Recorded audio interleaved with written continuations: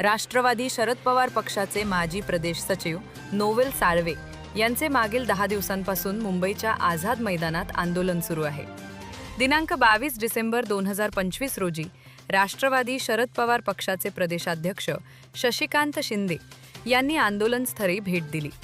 Police प्रशासनाकडून संबंधित हल्लेखोरांना पाठीशी घालणाऱ्या वरिष्ठ पोलीस अधिकाऱ्यांवर कारवाई करण्यासंदर्भात ठाणे पोलीस आयुक्त आणि उपायुक्त यांना भेटून सर्व माहिती सांगणार असल्याचे राष्ट्रवादी शरद पवार पक्षाचे प्रदेशाध्यक्ष शशिकांत शिंदे यांनी यावेळी पत्रकारांना सांगितले। राज्याचे राष्ट्रवादी शरद पवार पक्षाचे माजी सचिव आहे। त्याच्यावर जून महिन्यामध्ये काही लोकांनी हल्ला केला होता।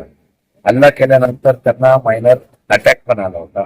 या संदर्भात ते हॉस्पिटलमध्ये ऍडमिट असताना त्यांनी तक्रार केली होती। त्यांची अशी अपेक्षा आहे की पोलिसांनी त्यावेळेला तक्रार नोंदवून घेतली नाही आणि त्यामध्ये ती फाईल करून टाकली आहे। त्यांचं म्हणणं माझ्या जीवाला धोका आहे।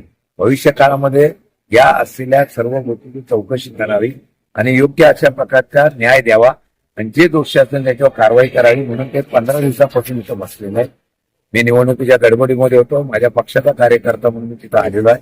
मी स्वतः सीपी आणि डीसीपी वगैरे सगळ्यांशी बोलतोय आणि त्यांना ही चौकशी करून त्यांना कारवाई करण्याच्या संदर्भात सूचना करेन।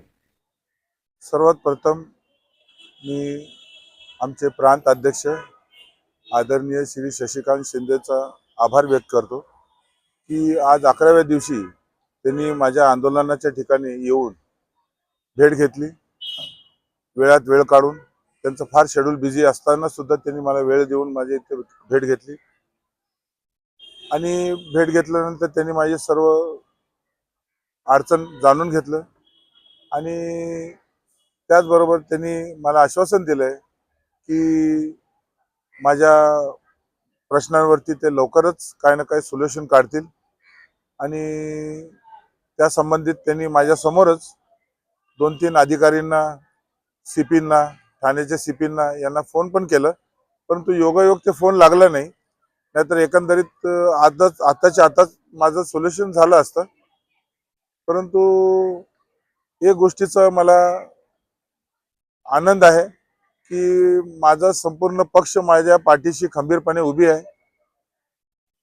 त्यामुळे मला आंदोलन करण्यासाठी लढण्याची हिंमत प्राप्त होते आणि मला संपूर्ण विश्वास आहे की आदरणीय शशिकांत शिंदे साहेबांनी जे मला आश्वासन दिलंय की ते दोषींवरती कारवाई करायला लावतील, तर ते नक्कीच करायला लावतील आणि मी त्यांनाही मी आश्वस्त केलेलं आहे की जसं कारवाई झाली तसं मी माझं आंदोलनही सोडेल। परंतु आता त्वरित हे आंदोलन सोडणं शक्य नाही, कारण 11 दिवस झाले माझ्या आंदोलनाला। अजून 2-3 दिवस चाललं तरी हरकत नाही, कारण आरोपी आणि गुन्हेगार असे मोकाट फिरता कामा नये। समाजामध्ये अनेक असे नष्ट बुद्धीचे लोक फिरतायत, त्याच्यामध्ये अजून वाढ व्हायला नको म्हणून कुठेतरी समाज स्वच्छ झाला पाहिजे। माझ्या आंदोलना निमित्त काही अधिकाऱ्यांवरती, काही दोषींवरती कारवाई झाली तर थोडासा समाजामध्ये स्वच्छता निर्माण होईल अशी मला अपेक्षा आहे। आणि त्याचबरोबर येणाऱ्या दिवसांमध्ये शासनाच्या आणि पोलीस विभागाच्या नाकारतेपणामुळे जे मला 11 दिवस हा आंदोलन करावं लागत आहे, त्यांनी या गोष्टीकडे लक्ष दिलं पाहिजे।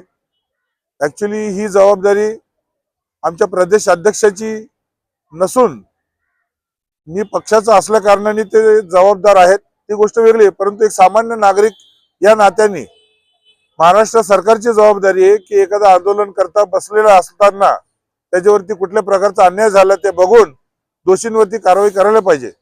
परंतु महाराष्ट्र शासनाकडून कुठलंच फलस्वरूप उत्तर मिळालेलं नाही किंवा त्यांनी कारवाई केलेली नाही। 3 दिवसापूर्वी महाराष्ट्र शासनामधले गृह विभागाचे उपसचिव यांनी मला भेटसाठी बोलवलं होतं। त्यांनी सीपी साहेबांना, ठाण्याच्या सीपी साहेबांना पत्रही दिलं, परंतु ते पत्रावरती अजून कुठली कारवाई झाली नाही।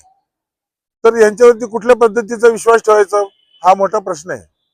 म्हणून मला महाराष्ट्राचे मुख्यमंत्री आदरणीय देवेंद्र फडणवीस साहेबांना विनंती आहे की माझ्या या प्रश्नावरती त्वरित त्यांनी काहीतरी कारवाई करावी आणि दोषींना शासन करावा अशी माझी मागणी आहे.